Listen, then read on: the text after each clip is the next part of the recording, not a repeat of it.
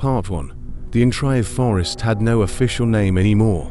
Locals simply called it the place where people stopped being found, somewhere in rural America. Beyond abandoned highways and dead radio towers, it swallowed at least one person every day. No screams, no blood, just absence. Lucas Reed, a documentary filmmaker fascinated by forbidden places, arrived at dawn. Waiting for him was Evelyn Moore, a woman who claimed she was the only person to ever walk out of the forest alive. "People don't disappear here," Evelyn said as they crossed the invisible border between road and trees. "They are erased." The forest reacted immediately.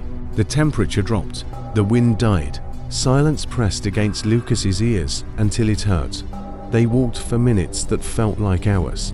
Then Lucas noticed something horrifying.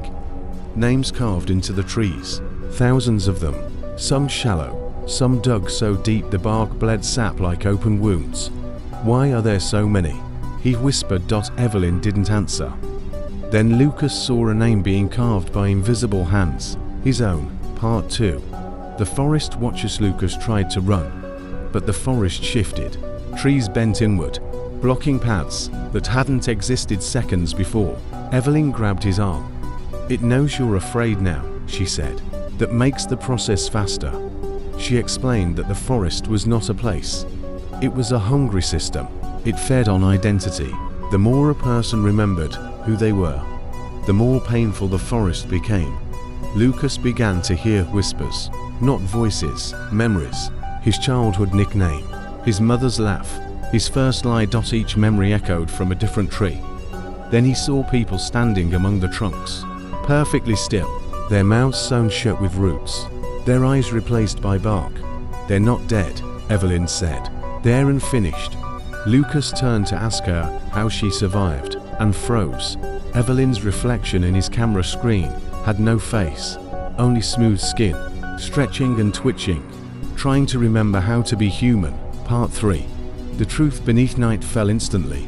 The ground beneath them split open, revealing a massive pit lined with bones and tree roots shaped like veins. "This is the heart," Evelyn said. "It needs a witness to keep existing."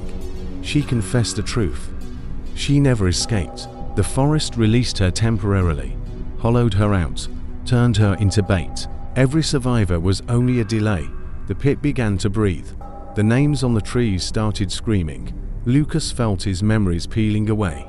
He forgot his age, then his face, then the sound of his own voice. He begged Evelyn to help him. "I can," she said softly, "but then I'll disappear completely." The forest whispered, "Choose." Part 4. The replacement. Evelyn stepped into the pit. Roots pierced her body, threading through her eyes and mouth. She didn't scream. She smiled with relief as her skin hardened into bark. Lucas collapsed, gasping. The forest calmed. Suddenly, he was standing alone at the forest's edge.